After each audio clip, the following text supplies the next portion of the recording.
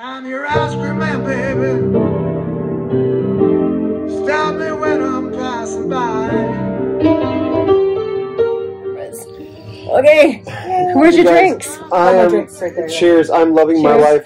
Harleys and Hairspray on the deck having drinks. We're not ready to bid farewell to summer yet. You are all crotch. I just have to like, was it the crotch cam?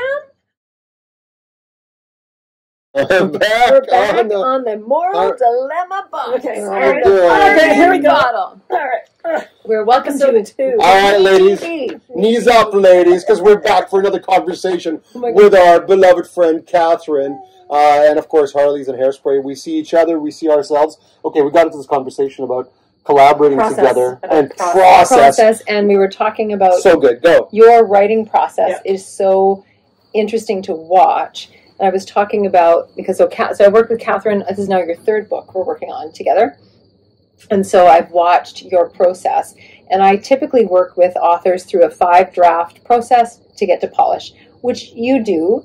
However, some of your pieces come out in a 5th draft kind of way. Yeah, they're done. They're just done. And the 4th draft is when we start working on voice, and we're editing, and we're being truthful to how the voices are coming together. Right. And you have this remarkable agility in your editing process that these two call it not being precious, which is true. You're not precious, which allows you access to shifting and changing the words. But there's also something else that you do.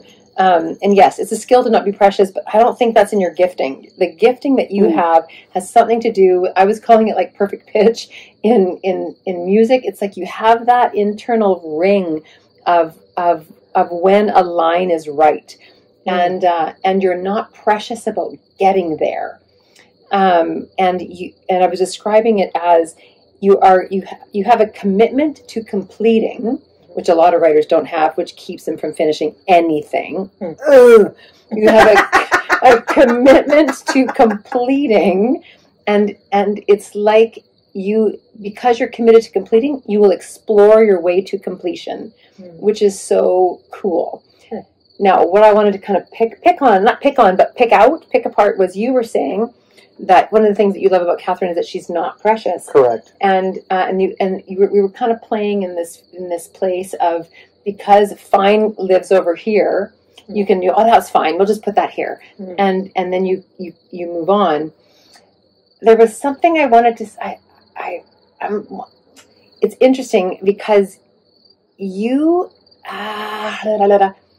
do not value fine at all. Like, good is the enemy of great. We've said it before. God. Good is the enemy of great.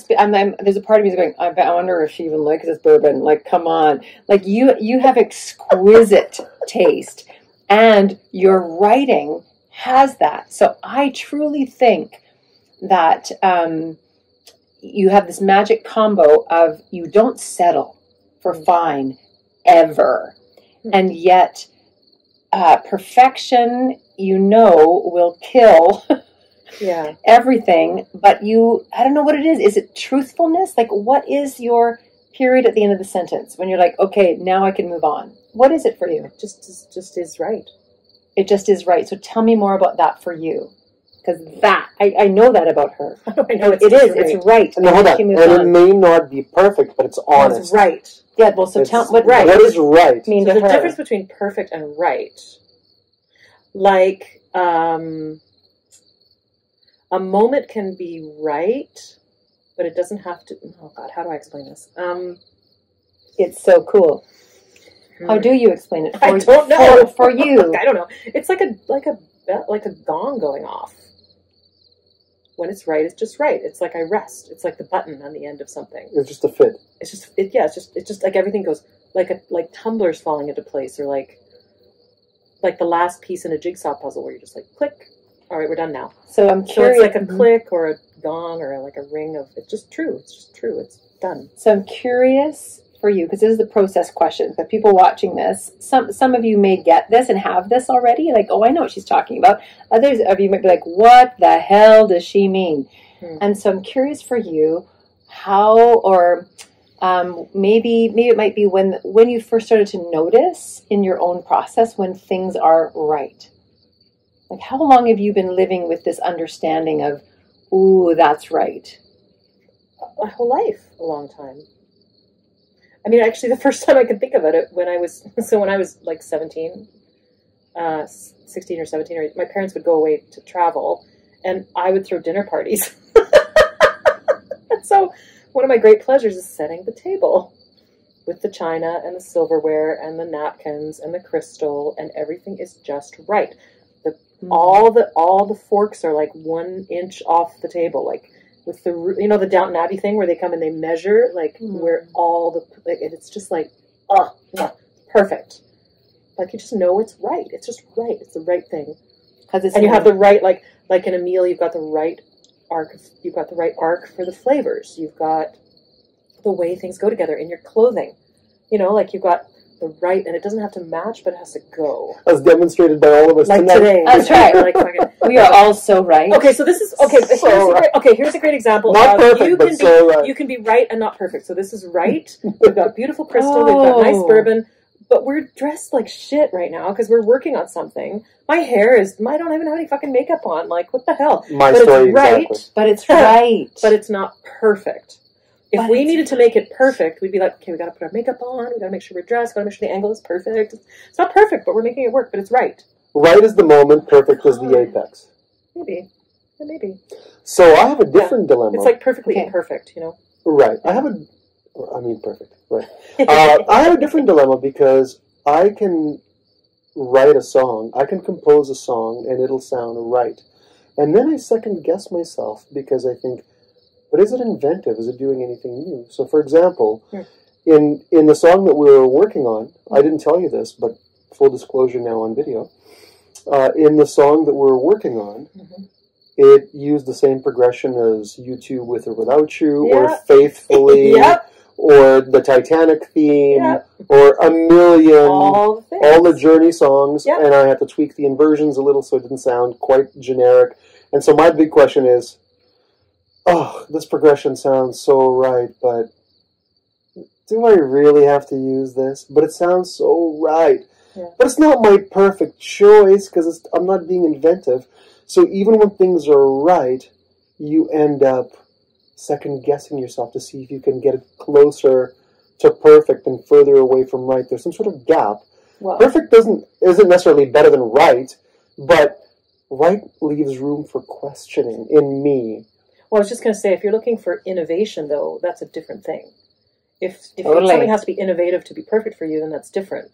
Like when I'm looking at that, I'm like, this feels right. It's the right lyric. It's serving the emotionality. Correct. People love that fucking progression. That's why it gets used all the time. That's right. Because it feels so good. Let them eat cake. Like I'm just gonna have the familiar with a different lyric or a slightly different inversion. Yes. But I want to eat the familiar. Totally. Okay, so that's fine. But so I'm just curious about like why if it has to be innovative for you, then it has to be innovative for you. And so then do that. That's right. Because that's what right is. Yeah. Am I getting it right? I have a problem, and my problem is I want to show you the depth of me. Oh. And the depth of me, you can show people the depth of you with the lyric that portrays your story. Sure. I want to show people the depth of me by doing some Steely Dan, Bill Evans stuff. Like musically. I know this. I'm not a 4-chord composer. I have stuff in me that people won't be able to duplicate. That's me and all my flexing. Right. Okay, so... And it doesn't make the composition better necessarily. In this case. Like you need to pull... Being right is actually pulling back to the economy of scale to saying, oh no, all of this extra stuff doesn't serve what we're working on. It's just needless and extraneous and... it's Rococo. I don't need the dot, the fake dot on my skin. If you want to be completely innovative and wank all the time artistically, then you should be doing new music. New music performers do that all the fucking time. Sometimes I sit there in the shows and I'm like, what the fuck? Like you're making it just as hard as you possibly can and as unmusical as you can test somebody's expertise. Okay, this is not fucking music. This sucks. But it's interesting intellectually because it's like a stretch, right? But anyway, that's a sidebar. So here's my question. No shade to new music people. That shit is really hard to do. Nice cover. Sure, I know, right? Weber, we got you. Stockhausen, we got you. Those guys are way back. We got you back. Anyway, whatever. Okay, never mind. so it's hard to do. So just yeah. So my ask to you is, and I want you to, and I know you'll always answer honestly. Always. I'm curious. Did you ask me about Hamilton one time? I did. Okay, yeah, go ahead. Okay, I'm curious about that part of you that wants to innovate. Yes. Is it? Are you still trying to earn people's? Let me finish. So is that? Are you still trying to earn the audience? Right? Earn your place, whatever. 2, is it that you really want to, like, it's not complete for you until you've tried something new? Is it something else? Is it like I have, and I know this part of you, so I'm going to just put language to it. Is it that you have this one fucking beautiful gift of life, and as such, you're going to take things as far as they possibly can go? All of these are probably true. I'm curious for you how that fits into making art. So there's a sweet spot for me between, there's an intersection where the listener will be engaged and I will be challenged. That's a sweet spot. That is nice. Sexy. Yeah. So Yes. when I listen to guys like Ravel or Debussy or Chopin, I am so engaged as a listener. And then as a musician, I am so challenged by what they're doing. And they have struck that intersection in a way that new music doesn't, in a way that Mozart doesn't, and a small handful of people, or Prince does, a small handful of people do. And I'd like to think that I have it in me, the breadth of education and the depth of soul to reach that intersection as well, where I can engage you and make it accessible enough, but make it challenging enough for me to go, oh, that's what bugs me. That's the daily struggle for me. I love that. Because you know what? I'll stop right there. No. I think you have to give up the idea of accessibility. And just let it flow. And just work on the challenge. And the audience will find you. Your audience will always find you. But you see... I think, I'm curious about the experiment. Okay. If you just let go of the accessibility and only did the challenge soul part, what would happen? I know what would happen because I've seen it. I have thoughts. I've seen it in my verbal communication. If I challenged myself and became egregiously and polysyllabically verbose, sure, I would have an audience that would find me, but the rest of the people would think I'm an egotistic, self-centered, show-offy prick. You're worried that will happen. And this has happened to me in front of a room full of university students, where I was the lecturer. Yeah. I lost them. Right, because you went too high. So I need to strive for that balance of accessibility and personal challenge. In fact, therein lies my personal challenge, is finding that intersection. I still am curious what would happen. I want to offer this musically, so I think where you know what, you guys have to watch the episode before this where I was all up in my own face about being the listener and like not having a role. I'm like, wow, I totally got a role in this. I'm like, I get this now. You're right. I'm a listener. You're the most vocal one in this episode. I know. But I'm offering things from a listening space. Yes. Okay, so I want to say that. Couple things. One, you have the luxury of what you've just suggested. You suggested taking the risk of not being accessible and throwing that to the wind and seeing what happens, because you are trained as in a 1,000 ways from Wednesday. So you can trust that all of that training is ingrained in you and will offer the accessibility so that you can build art on top of that.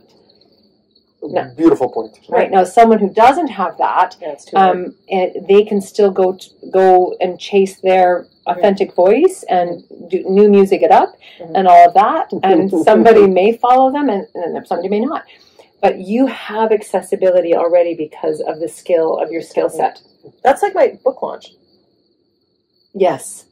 That experience, because I took the text from songs from my father and took significant songs and hired jazz musicians, even though the songs are like Broadway, cabaret, classical, most of them, only like one or two of them were jazz, and just threw it out to them, and they're amazing musicians. Yeah. And I didn't care about the accessibility. I was like, okay, here's the deal. We want to tie these songs into this text and kind of have a mishmash, beat poetry, musical. I don't know what the fuck this is going to look like, but here it is, guys. Let's figure it out. And then through 4 rehearsals, the last one was on Zoom from the snowstorm because the snowstorm was so bad. Oh, yeah. And then we ended up with this experiential thing. And then in the experience, you were there. The experience wasn't perfect. There were tuning things. There were things where we didn't quite hit the mark or whatever. Oh my God, you would have. But it was insanely good. She was amazing. It was amazing. But I wasn't thinking about accessibility, and I was just thinking about I'm in the moment. I'm in my soul and expressing something. So I'm wondering, Alex, what's in your soul to be expressed if you are able to stop for a moment, just shelve the accessibility piece for 1 second. And actually it made me think about a new collaboration idea. Like if you just went and did some artistic shit and I was like just singing some artistic shit over top of it, like vocalese, maybe that would be fun. For our one listener. Our one listener. That's right. That would be fun. Okay, wait. I want to add one more thing in. Okay? Since this is your episode. This is my episode. Let's go. And you actually just touched on it. You called it the word experience, right? And what I what I'm committed to, how about that? What I'm committed to is creating art that connects. Right. And when I am serving connection, I can, and I keep talking, I can, like going back to the previous episode around writing lyrics, my right, when I get to, oh, that's right, is that connects. Well, that's like, oh my God, it connected with you and connected with history and connected with us, the audience. Yeah. And you can feel it. And so when I go back to about accessibility or wanking or whatever, it's like if I'm in service of connection, accessibility happens. But if I serve accessibility, connection doesn't have to happen, and it likely won't happen because I've just brought everything down to some sort of kindergarten, which kindergarten can connect if that's the art that's showing up. But don't, like, it's that whole thing about writing. I mean, yes, you need to think about your reader, but not when you're starting. Think about your reader when you're in like your 4th draft, not your first draft. Your first draft, you got to have the guts in there, the soul in there. Your lowest common denominator should not be the catalyst of your life. Is what you're saying. Totally. I totally. Fundamental point. Fundamental. And quite frankly, art is very selfish. It's the fact that we're in this position is very self-serving. Yeah. So I'm just going to do things for me. No, it's not. It's not selfish. Oh, boy. It's not selfish. It's not. Like scratching all my own itches. I love it. No, you know what? We have the luxury of luxury.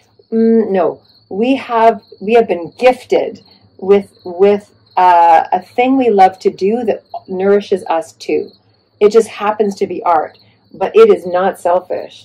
It's totally selfish. No, it's not. Why it's just a side benefit that somebody else likes it. It's like, well, why do you make it? What's your first impulse? Why do you make art? What do you mean? Connection to whatever it is. No, first, no. I'm sorry. Excuse me. We're going to continue this episode. I'm not pressing the stop button anytime soon. It was your episode. This was not anymore. I'll be gentle, but you. Well, you don't get. Oh, I'm tickling her knee. That's okay. Sorry. You have a need to express. Yeah, but I don't have a need to give my expression to the world. That's something else. I'm sorry. Don't you have a need to extract, to exercise, to get out, to communicate? Yeah, but I don't have to give that to the world either. And Your charge money for need, it. the very fact that you have a need that you address before anything else happens, is a selfish exercise. Okay. What I happens get is- that. It's like What happens in step 2 is a separate conversation. right. Yeah, but I guess I have an idea. Like, to me, art for art's sake isn't what I do. Okay, I'm going to be really bitchy. Okay, art for art's sake is crafts. Art for service sake, that's art. That's art. That's connection. That's like the third in the room, and that's not selfish. That's not, but it's down the highway a ways. Okay, I hear you. I can go Yeah, there. I can get on board with the Yeah, down yeah. the highway ways, Me too. but I'm fully on board with it's for me first. If I don't, I'm going to die. You Okay. Yeah, I hear you. That I If I totally hear don't, you on you- that. you eat, I hear that on you. you make love, you make art, Yeah, you go to the bathroom, you Yeah. inhale, exhale. All one package. yeah. That's a Costco package. Yeah. Costco, we're looking for sponsorships. That's a Costco package. Yeah. What happens after you make love, or the recipient of your lovemaking, or the recipient of your art, or the toilet bowl in which you pee, the recipient of your urine? That's a secondary No. conversation. No. You have needs, and making art And is I- one of them, okay. like breathing and peeing. Yes. And Selfish first. No, it's Yes. not. Well, for her, it could be different. I get you. I get. Here's what I here's what I get. How dare you be different? How dare you have a different process than us? Impossible. What I You get, can't think of something it comes different. from self, but it will not be right, if you will, for me until it hits that connection point. But a value, I Like if a propose tree to falls you, in the forest, nobody will hear it. Like, is that your? but I propose to you that the fact that you say it will not be right, the assessment portion of your discussion, Yeah, sure. It can only come through my filter, therefore. it's tertiary to the initial impulse. It's auxiliary. Very, very important. Yeah. I'm having my own experience in my own body, but at the same time, I mean, I'm going to fight for this, and not like fight right, wrong, but I'm going to fight for it for all of you listeners, all of you out there who are like, keep going over, Brie, say it. She's fighting for your cause specifically. That's right. It's all about I'm in service right now. Yeah. So in service. But it's those, like, you and I have talked about this. We have talked about those moments where time slips away, where you are you've actually left your own understanding of right now, and you're somewhere else. Mm-hmm. That's art. That's sex. That's great laughter. That's crying. That's great art. It's like, to me, that's embodied. When you're with somebody, You're with the experience. yes. When you're with the art, You're like it's there it's with a it. second It's in the like room that creates a third. I totally agree. But you're saying but what I think where I think we might be, either I'm not feeling heard or I'm just trying to make you wrong. I'm not sure. I might be trying to make you I wrong. really hope it's the latter. Good luck with that. Good luck with that. Okay. You're like, it's not art until it's heard, or it's not art until it's It's seen. not- it's art not- to make somebody move. Yeah, until it's no longer mine. Like until it's not mine anymore. It's not about serving me. It's landed. It's like, I don't know who it's serving, but it's there, and I know it's no longer mine. Yeah, but I feel the same way. It's like, I don't, like, wherever it lands is where it lands. So, like, whatever experience you had at the book launch, right, was your experience. Yeah. And my experience was great, but that was selfish for me. It was fully selfish. I spent a shit ton of money on it. I was like, I'm fucking doing this. Yeah, And I get had you. hors d'oeuvres. It was great. You know, like, Yeah. Dirty Jazz Club. It was awesome. It was so, awesome. but that was very self-serving. But can you feel And then- where I'm going with this? Yeah. I Okay, get can you? it. Okay. I think so. Yeah, And but I then totally disagree with you. Okay, And then but you can feel the it, other right? piece of it. Yes. Okay. The other piece of it is it those experiences do, like, so my book lands for other people. That experience of the book launch, the singing part lands for other people in different ways. Totally. So yeah. But I guess I'm just like thinking about what you said about if it doesn't connect, it's not art. Actually, I have had that conversation with my husband. Like, we went to see the Nutcracker, and I was like, this is like some person in Russia was like, okay, we have to do a dance recital, but we don't want it to be the same old dance recital. So like, let's put this kind of fake story on the front of it. And then it's just a dance recital for the second half, but nobody will know because we kind of couched it in this story. And it wasn't really very entertaining. And I wasn't moved in the way that I would like to be moved. And I was like, oh, I think I need to know more about ballet to like really appreciate this. Mm. And David said, you shouldn't have to know more about art to appreciate art. If art doesn't move you, what is it even doing? I love your husband. I know, isn't he? He says the coolest thing cool. sometime. I'm like, what? Well, that was the very premise of John Cage 433, right? Right, yeah. Because he wanted a reaction. That's right. You're either going to detest it or you're going to love it, but you're not going to be mediocre, middle of the road it's about love it or hate it. Love it or hate it. Yeah. And so for me, I completely agree with you that when you're in that moment and you're with yourself but you've left time and space and you're just surfing the waves of inspiration, the beauty of art is already within that. Whether it lands anywhere is a separate conversation.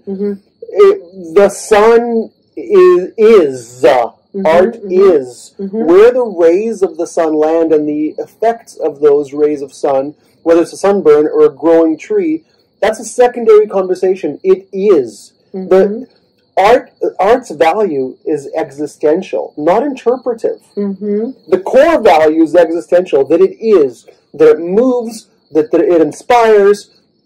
How a million other people interpret it, that's so far down the journey. Yes, but I'm not going there. I hear you, and you're right, and I get where you're going. What I'm trying to say is, it's like, can I... I can get you a towelette. Maybe a moist towelette. I need a moist towelette. Get out of the way. So it's like, did I get out of the way of the art? It's not about my voice. Like, did I let the art out? Did I get out of the way? Or like, were you a divine channel? I'm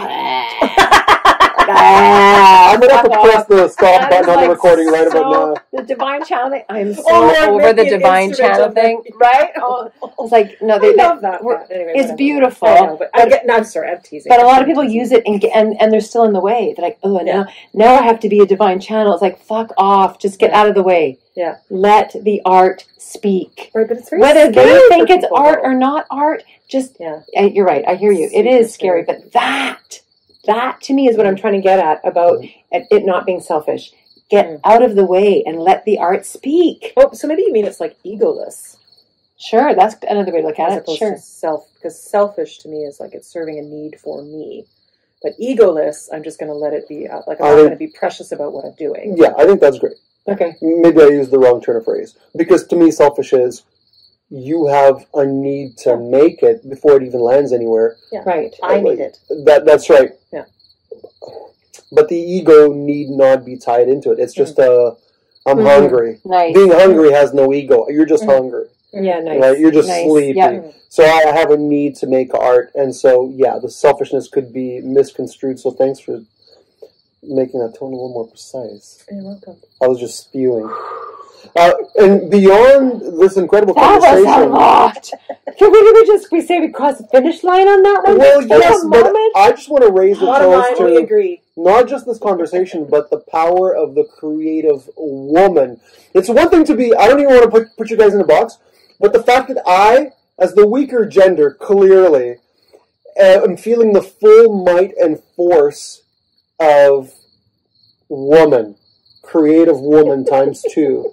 Which is times infinity, might as well be. It's magic. I'm in service to a creative woman. Cheers. Right. Still your episode. I love you. This is the episode of the woman. I want nothing to do with this. I'm just a humble student. Oh my God! Stop it. Yes, I shall.